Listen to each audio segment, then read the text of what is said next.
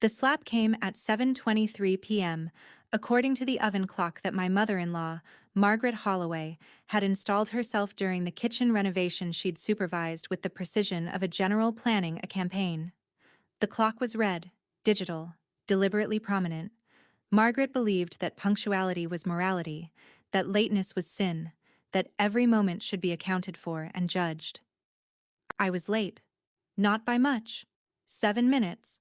The time it had taken to calm my son Ethan, who was 2 and terrified of Margaret's dog, a massive German shepherd named Kaiser, who'd been trained to respond to commands in German and to menace anyone who approached without Margaret's explicit permission. Ethan had spilled his juice on the carpet. Kaiser had growled.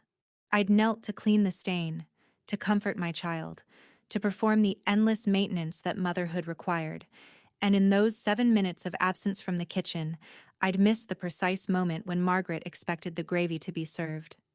7 minutes. The difference, in Margaret's cosmology, between a good daughter-in-law and a failure. Between acceptance and exile.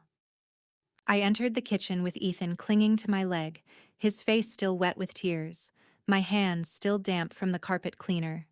The room was full of people. Margaret's bridge club, her cousins, the neighbors who'd been coming to her Christmas dinners for 20 years. The table was set with the china she'd inherited from her mother, the silver she'd polished herself, the crystal that caught the light from the chandelier and scattered it across the walls like judgment. Margaret stood at the head of the table, the gravy boat in her hands, her face arranged in the expression of disappointment she reserved for public consumption. She was 64, handsome in the way of women who'd invested heavily in maintenance, her hair colored to a uniform auburn, her body kept thin through discipline and occasional pharmaceutical assistance.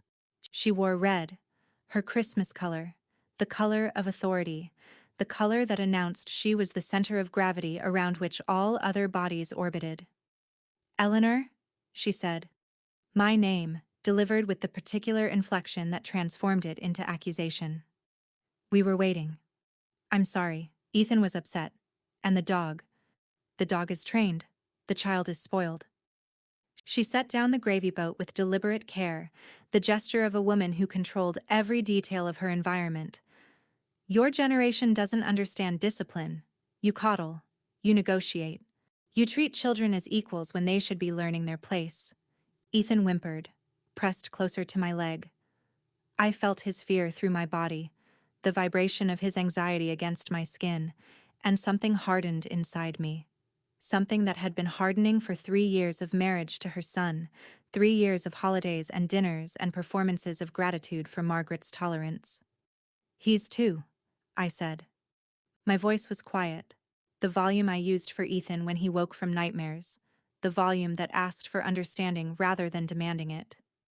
He's scared of the dog. That's not spoiling. That's your opinion. Margaret's voice carried, reached the corners of the room, pulled the attention of her guests toward the drama she was constructing. And your opinion, Eleanor, has been noted. Repeatedly. For 3 years I've watched you undermine my son, indulge your child, and treat my home as if it were yours. She stepped closer, close enough that I could smell her perfume. Chanel No. 5, the same scent she'd worn at my wedding. The wedding she'd tried to stop. The wedding she'd attended with the expression of a woman watching a train derail. This is my house, my family, my Christmas, and you. She paused. Let the silence work. Let the audience lean in.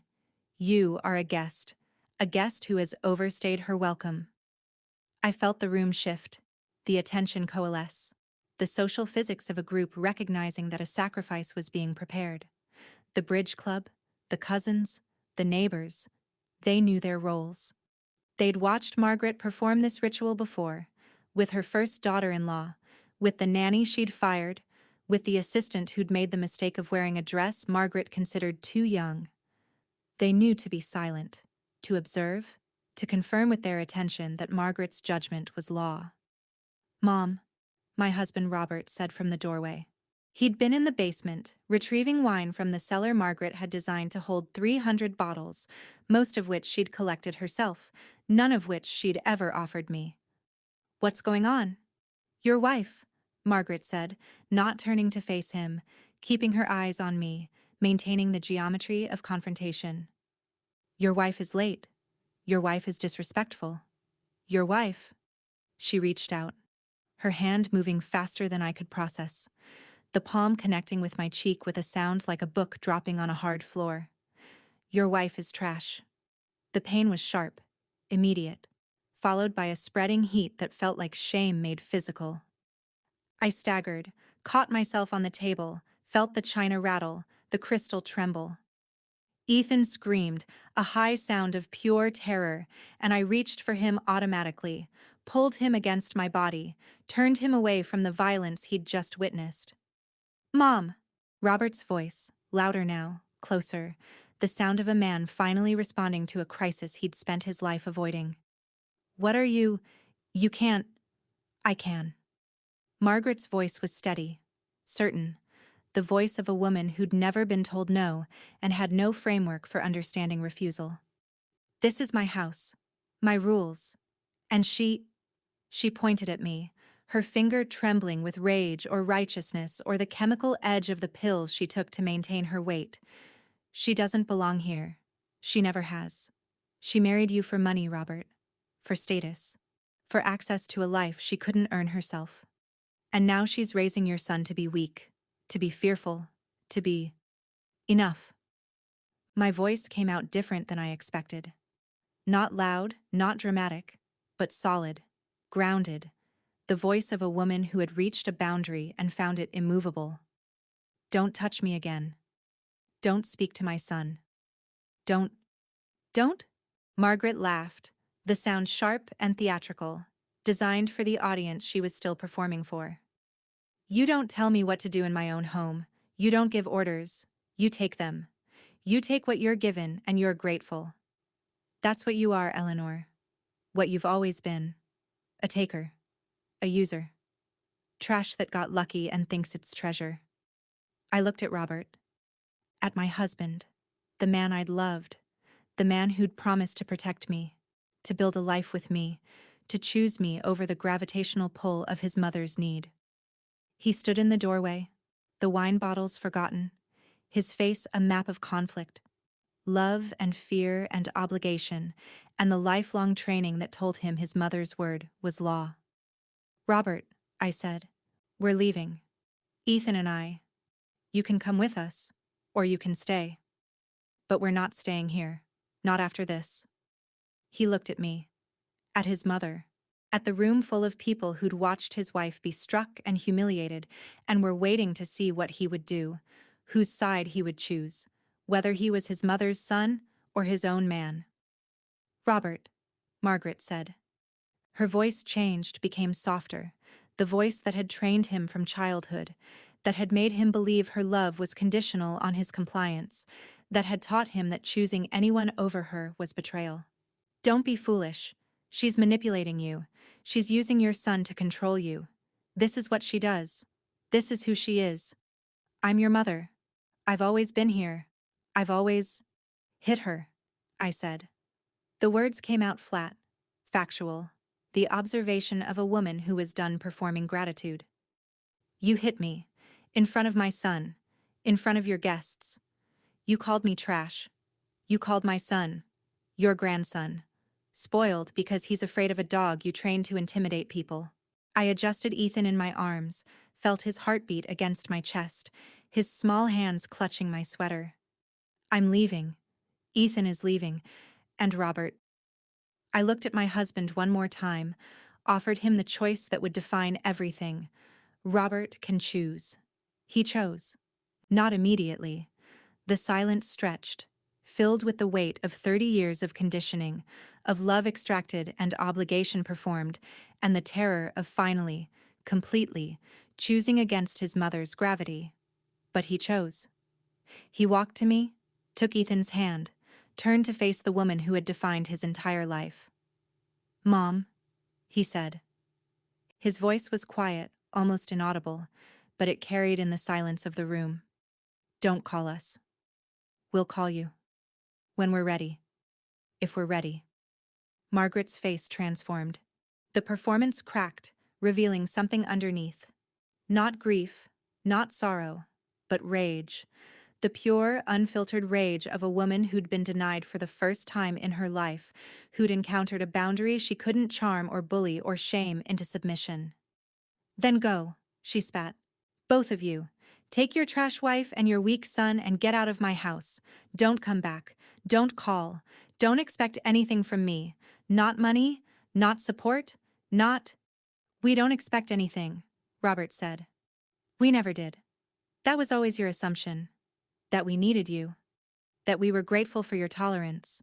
That your love was a gift we had to earn. He squeezed Ethan's hand, squeezed my shoulder, the gestures of a man learning to be present, to choose, to build a life on foundations he'd laid himself. Goodbye, Mom. We left. The door closed behind us with a sound like a period at the end of a very long sentence. The cold hit immediately. December in New England, the wind cutting through coats that weren't warm enough, the darkness absolute except for the Christmas lights on Margaret's porch, the lights she'd installed herself, the lights that announced her house as the center of holiday cheer. We drove to a motel, the kind with a neon sign and a vending machine and thin walls that let you hear your neighbors' televisions. Robert paid with a credit card that Margaret had given him, the card he'd used for the last time, the card that connected him to her financial gravity. We put Ethan in the center of the bed, still crying, still clutching, still processing the violence he'd witnessed at 2 years old. And we held each other. In the dark, in the cold, in the space between the life we'd left and the life we hadn't built yet. We held each other and pretended that leaving was enough, that choice was victory, that love could survive the destruction of everything we'd known. We were wrong. Not immediately. The first week was survival, the logistics of finding an apartment, of buying furniture, of building a life from the pieces Margaret had allowed us to take.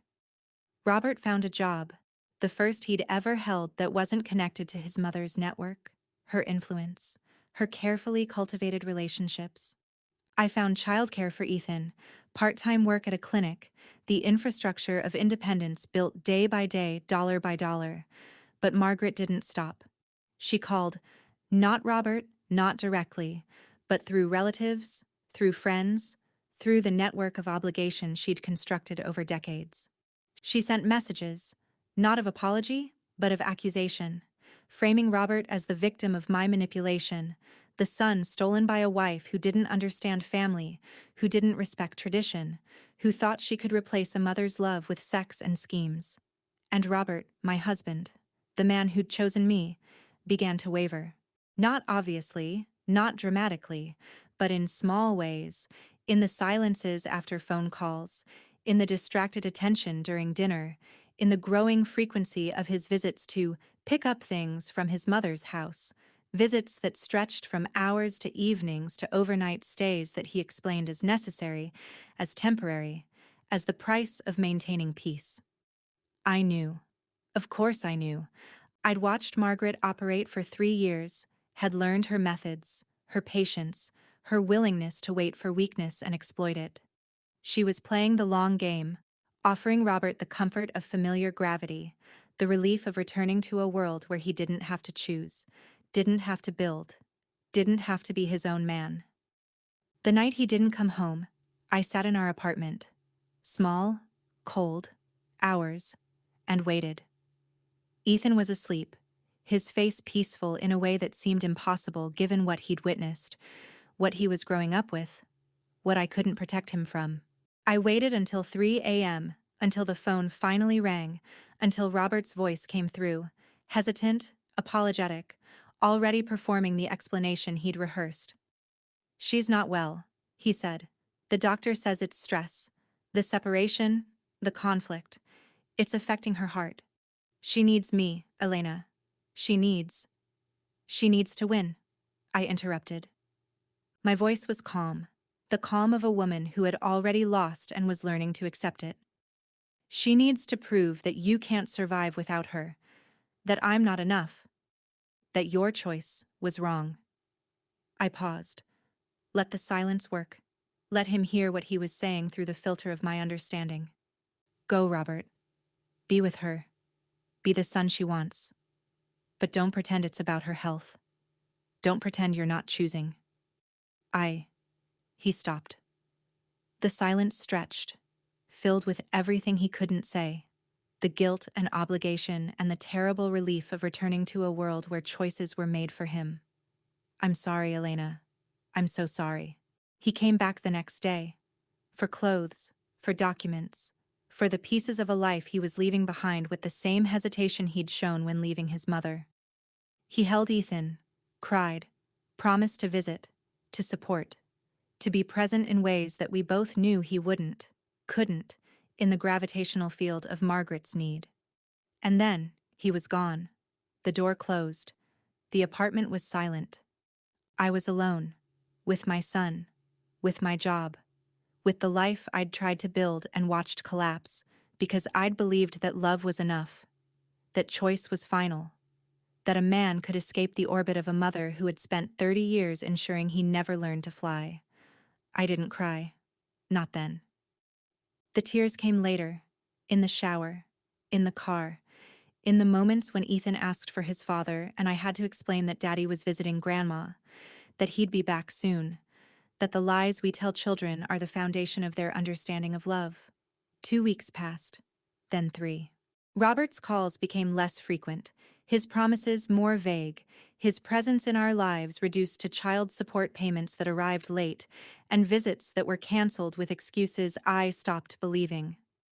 Margaret had won, as she'd always won, as she'd been trained to win. And I was left with the wreckage of a choice that had felt like liberation and turned out to be just another performance in her theater. Then the phone rang. A number I didn't recognize. A voice I barely knew. Eleanor? The voice was male, older, tired in a way that suggested exhaustion beyond physical fatigue. This is Harold, Robert's father, Margaret's husband. I knew Harold Holloway by sight, by reputation, by the stories Robert told about a man who'd built a business and retired early, who'd ceded the stage to his wife and watched from the wings as she directed the family drama. He was a presence at holidays, a silence at dinners, a wallet that opened and closed at Margaret's command. Harold, I said. The word came out careful, neutral, the voice of a woman who'd learned that any engagement could be weaponized. What can I do for you? You can listen, he said, and then you can decide what to do with what I tell you. He paused, the silence filled with something that sounded like preparation, like the gathering of courage for a speech long rehearsed. My father-in-law died, Margaret's father, Arthur Pemberton. You never met him. He was in a nursing home for the last 5 years, the advanced care facility in Vermont. Margaret visited twice. I visited weekly. I'm sorry for your loss, I said, automatic, the social reflex that survived even exhaustion. Don't be. Harold's voice changed, gained an edge, the sound of a man who was done performing neutrality. Arthur and I understood each other. We were both, he laughed, a short, bitter sound. Both observers. Both men who married women who needed to control everything and everyone. We talked, Eleanor. For years in that nursing home, we talked about what we'd seen, what we'd allowed, what we'd failed to stop. I said nothing. Waited. Felt something shifting, some tectonic movement I couldn't yet identify. Arthur had money, Harold continued. Old money, family money, the kind that accumulates across generations and becomes its own gravity. He'd watched Margaret for 60 years, watched her manipulate, control, destroy anyone who challenged her. And he'd watched you, through me, through my stories, through the videos I showed him of holidays and dinners and the performances she put on. Videos. The word landed with weight, implication, the dawning understanding that I'd been observed by eyes I never knew existed, evaluated by a standard I hadn't been aware of. Arthur made a decision, Harold said. 2 years ago, after Robert told him about the pregnancy, about Ethan, about the way Margaret treated you, he changed his will. Completely. Irrevocably. He left everything to you. The words didn't make sense. Couldn't make sense. I was standing in my kitchen, holding a phone, listening to a man I'd spoken to perhaps 20 times in my life tell me that a stranger had chosen me over his own daughter, his own blood, his own legacy.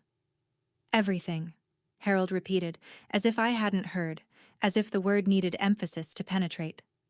The house in Vermont, the apartment in Boston, the investment portfolio, the trust funds that Margaret expected to inherit, that she'd been counting on, that she'd already spent in her mind. $6 million, Eleanor, give or take, all of it yours. Nothing to Margaret, nothing to me, nothing to Robert, who Arthur considered. Another pause, another bitter laugh. Who Arthur considered complicit. A man who watched his wife be abused and chose comfort over courage. Why? The word came out strangled, inadequate. The only response I could manage to information that rewrote everything I understood about my position, my power, my possibilities. Because Arthur was done watching, Harold said. Done observing. Done being the man who saw everything and did nothing. He recorded a video, Eleanor. A statement, witnessed by his attorney, explaining his decision. He said, Harold's voice caught, recovered. He said that he'd watched Margaret destroy 3 daughters-in-law, 2 nannies, 4 assistants, and countless friends who'd made the mistake of thinking they were equals. He said that you were the first person who'd stood up to her. The first person who'd chosen dignity over access, truth over comfort, your son's well-being over Margaret's approval. He said, the voice caught again, stronger this time. He said you were the only person in 60 years who'd earned the right to be called family. I sat down. The kitchen chair, cheap, wobbling, mine. I sat and held the phone and felt the world rearranging itself around me, the gravity shifting, the center moving from Margaret's orbit to a point I controlled. There's more, Harold said. The video. Arthur's statement. It includes footage. Of the Christmas incident. I recorded it, Eleanor. On my phone. Hidden in my pocket. I recorded everything. The slap. The humiliation. The way she spoke to you. The way she spoke to Ethan. I gave it to Arthur. He included it in his documentation. If Margaret challenges the will, if she tries to claim undue influence, mental incompetence, any of the strategies she's already discussing with her attorney, the video becomes evidence, public evidence, of her violence, of her cruelty, of the reason her own father chose a stranger over his daughter. I thought of Margaret, of the woman who'd defined herself through control, through the performance of maternal devotion that masked emotional extraction, of the way she'd win when Robert returned, the satisfaction she must have felt, the confirmation that her gravity was absolute, that no one escaped her orbit. And I thought of Arthur Pemberton, the man I'd never met, who'd watched from a nursing home in Vermont and decided that his legacy would be justice rather than blood, choice rather than obligation, the radical act of a man who'd spent his life observing and finally, at the end, chose to act. What do I do? I asked. Not of Harold, of myself, of the future that was opening, of the power that was suddenly, completely, irrevocably mine. You do whatever you want, Harold said. That's the point. That's what Arthur wanted. For you to have choices. Real choices, not the constrained options Margaret offers, not the conditional support that requires gratitude and performance, and the slow erosion of self. Money is freedom, Eleanor. Arthur knew that. He wanted you to be free. He hung up. The silence that followed was absolute, filled with the weight of transformation, the moment before a life changes completely. I didn't move. Not immediately. I sat in my kitchen and felt the power of $6 million settling into my bones, the understanding that I was no longer the woman Margaret had dismissed as trash, no longer the daughter-in-law who survived on tolerance, no longer the mother who couldn't protect her son from his grandmother's violence. I was something else. Something Margaret had never encountered, never prepared for, never imagined possible. I was free. And I was going to use that freedom precisely, carefully, with the patience and planning that Margaret herself had taught me through 3 years of observation. I called a lawyer. Not the one Harold recommended. My own, independent, connected to no one Margaret knew. I called a real estate agent, began looking at properties, started building the infrastructure of a life that would be completely, absolutely, irrevocably mine. And I waited. Not from fear, not from hesitation, but from strategy. From the understanding that the best revenge wasn't immediate, wasn't dramatic, wasn't the slap returned or the insult answered. The best revenge was structure, was patience, was the careful construction of a situation where Margaret would understand, completely and finally, that her power had always been borrowed, her gravity artificial, her empire built on foundations she didn't control. I waited 11 months. 11 months of planning, of building, of creating the machinery that would deliver justice with the precision Margaret had always claimed for herself. 11 months during which Robert returned to his mother, fully and completely, the son she'd reclaimed, the husband I'd lost to gravity I couldn't overcome. 11 months during which I bought a house. Not for myself. I kept the apartment, kept the modest life, kept the infrastructure that didn't attract attention. I bought a house through a shell company, a limited liability corporation with a name that meant nothing, connected to nothing, traceable only through layers of legal abstraction. The house was Margaret's, the one she'd lived in for 30 years, the one she'd renovated and decorated and performed in, the center of her gravity, the physical manifestation of her power.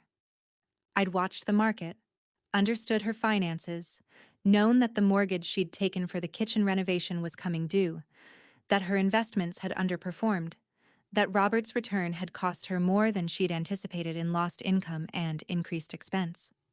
I bought the mortgage, not the house, the debt.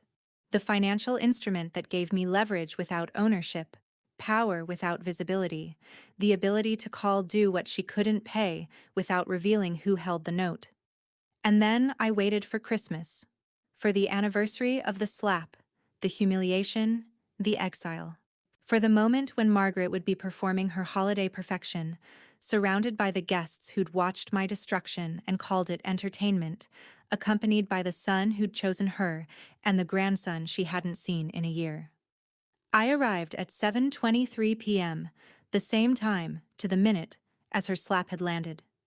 The same oven clock glowing red, the same chandelier scattering judgment, the same china and silver and crystal arranged for performance. But different. Because this time I didn't enter through the front door, didn't request admission, didn't perform gratitude for Margaret's tolerance. I entered through the kitchen, with a key that was mine, into a house that was mine, carrying documents that proved what she'd refused to believe. Margaret was at the head of the table, performing her role, surrounded by her audience. Robert was beside her, his face drawn, older than I'd remembered, the cost of his choice visible in the lines around his eyes. Ethan, my Ethan, who I'd told was visiting a friend while Mommy ran an errand, was not there. I'd left him with the nanny I'd hired, the nanny I could now afford, the protection I could now provide. Eleanor. Margaret's voice, the same inflection, the same accusation, but different now, touched with something I'd never heard before. Uncertainty. The first crack in a performance that had run for 60 years. What are you? How did you? This is my house. You can't just. I can, I said. My voice was calm, the calm of a woman who had spent 11 months preparing for this moment, who had rehearsed every word, who had built the infrastructure of justice with the same precision Margaret had used to build her empire of control. I can, because this is my house. I bought the mortgage 6 months ago. I own the debt, Margaret, and the debt is due. I pulled out the documents. The mortgage assignment, the notice of default, the foreclosure proceedings that had been filed and served and were now proceeding through courts that didn't care about her performance, her connections, her carefully cultivated relationships. You're lying, she said. But her voice lacked conviction, the certainty that had defined her entire existence. This is my home, my family, your family, I interrupted. I looked at Robert, at the man who'd chosen his mother over his wife, who'd abandoned his son for comfort, who'd watched me be struck, and eventually returned to the woman who'd struck me. Your son, your grandson, the people you controlled through guilt and obligation and the performance of maternal love that was always conditional on compliance. I pulled out another document. The video, Arthur Pemberton's statement, the recording that Harold had made, the evidence that Margaret's own father had chosen me over her. I placed it on the table, among the china and crystal, the physical manifestation of a truth she'd spent her life denying. Your father, I said. Arthur. He left me $6 million, everything he had. Nothing to you, nothing to Harold, nothing to Robert, who he considered complicit in your cruelty. I paused, let the information settle, watched her face cycle through emotions I'd never seen her acknowledge: shock, disbelief, the dawning horror of a woman who'd defined herself through control and was discovering that control had always been an illusion. He recorded this, I continued. His explanation, his reasons, his documentation of what you are, what you've always been, what you did to me and Ethan and everyone else who made the mistake of thinking they could love you without being destroyed. I turned to Robert, to the man who'd been my husband, who'd promised to choose me, who'd eventually chosen the gravity he'd known since childhood. Your grandfather chose me, I said. Not because I'm better than your mother, not because I deserved it more, because I stood up to her, because I protected my son, because I chose dignity over access, truth over comfort, the hard path of independence over the easy path of submission. I paused, let him see what he'd lost, what he'd traded, what he'd abandoned for the temporary relief of his mother's approval.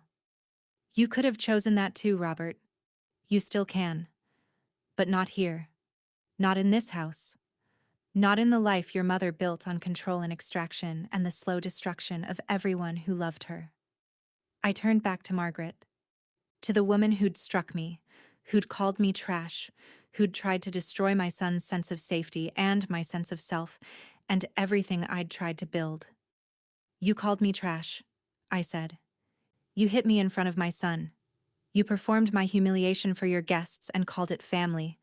And now, I smiled, the expression that reached my eyes without warming them, the smile that said everything and nothing. Now I'm going to show you what trash can do, when it's given resources, when it's freed from gravity, when it's allowed to build without being constantly diminished. I pulled out the final document, the lease, the agreement, the terms under which Margaret could remain in the house that was no longer hers. The terms that required her to acknowledge my ownership, to accept my authority, to perform gratitude for my tolerance rather than demanding it for hers. You have 30 days, I said, to vacate, to find a new life, built on foundations you actually control, supported by resources you actually own. Or, I paused, let the alternative settle. You can sign this, a lease, fair market rent, payable to me, renewable at my discretion. The same terms you offered me, Margaret, when I was your daughter-in-law, and you reminded me constantly that I was a guest in your home, a recipient of your generosity, a person who existed only by your tolerance. She didn't sign. Not then. The silence stretched, filled with the weight of 60 years of performance collapsing under the pressure of reality. Her guests, the bridge club, the cousins, the neighbors, watched in silence, witnesses to a reversal they'd never imagined, a transformation of power that rewrote everything they understood about the woman they'd feared and flattered and performed for. Robert stood, looked at his mother, at me, at the documents that proved his grandfather had chosen his wife over his blood. He walked to me, slowly, the movement of a man who was finally, completely, choosing. Elena, he said, I'm sorry. For everything. For leaving. For returning. For letting her. He stopped, the words catching, the recognition of his own complicity finally breaking through the conditioning of a lifetime. For letting her convince me that love meant obedience, that family meant submission, that choosing you was betrayal. I looked at him, at the man I'd loved, the father of my son, the person who'd abandoned us and was now asking for something I wasn't sure I could give. I know, I said. I know you're sorry, but sorry isn't enough, Robert. Not anymore. You chose her. Repeatedly. When it mattered. When Ethan needed you. When I needed you. You chose her gravity over our love. And I paused, found the words, the truth I'd been building for 11 months. I don't need you anymore. I don't need her approval, her tolerance, her conditional acceptance. I have what Arthur gave me. I have my son. I have myself. And that's enough. I turned to Margaret one final time, to the woman who'd defined my life through her cruelty, who'd taught me everything I knew about manipulation and control, who'd inadvertently given me the education I needed to destroy her empire. 30 days, I repeated. Or the lease. Your choice, Margaret. For the first time in your life, a real choice. Made with full knowledge of the consequences. Made without the performance that lets you pretend you didn't understand, didn't know, didn't mean to hurt anyone. I left. The door closed behind me with a sound like a period at the end of a very long sentence. The cold hit immediately. December in New England. The same cold as a year ago. The same darkness. The same Christmas lights on a porch that was no longer hers. But different. Because this time, I wasn't running. Wasn't escaping. Wasn't leaving with my son clutched against me and my cheek burning from violence. This time, I was walking toward something. Toward the car that was mine. The life that was mine. The future that I'd built with resources she'd never controlled and power she'd never imagined I could possess. I drove home. To my apartment, my son, my nanny, my life. The life that was small and modest and completely, absolutely, irrevocably mine. Margaret signed the lease 3 days later. Not because she wanted to, not because she accepted my authority, but because she had no choice, no resources, no gravity left to bend reality to her will. She lived in my house for 6 more months, paying rent that I donated to a domestic violence shelter in her name, performing the role of tenant that she'd once forced me to perform as guest. Then she moved. To Florida, to a condo, to a life diminished by the loss of everything she'd built on control and extraction. Robert followed her, then left her, then tried to return to me, then finally, entered therapy, began building a self that wasn't defined by his mother's need, started the long work of becoming someone who could choose love without performance. I didn't take him back. Not as husband, not as partner, not as the person who shared my bed and my life. But I allowed him into Ethan's life, supervised, structured, the way you allow someone who is learning to be trustworthy rather than assuming they already are. And me? I built. The business I'd started in my kitchen grew into a company, then a network, then something that employed people and served communities and generated resources I used to support others who'd survived what I'd survived. I bought more properties, created more independence, built more freedom for people who'd been trapped by gravity they didn't choose. I never forgot the slap. Never forgot the word, trash, that Margaret had used to define me. But I transformed it. The way you transform trauma into fuel, pain into purpose, humiliation into the determination to build something that couldn't be destroyed by someone else's cruelty. Because Arthur Pemberton had been right. I was the person who'd stood up, who'd chosen dignity over access, truth over comfort, my son's well-being over Margaret's approval, who'd been called trash and had proven, finally and completely, that trash could inherit the earth. Not through violence, not through cruelty, through patience, structure, and the radical act of building something real on foundations no one else controlled. Through freedom. The simple, profound, completely sufficient freedom of a life that was mine.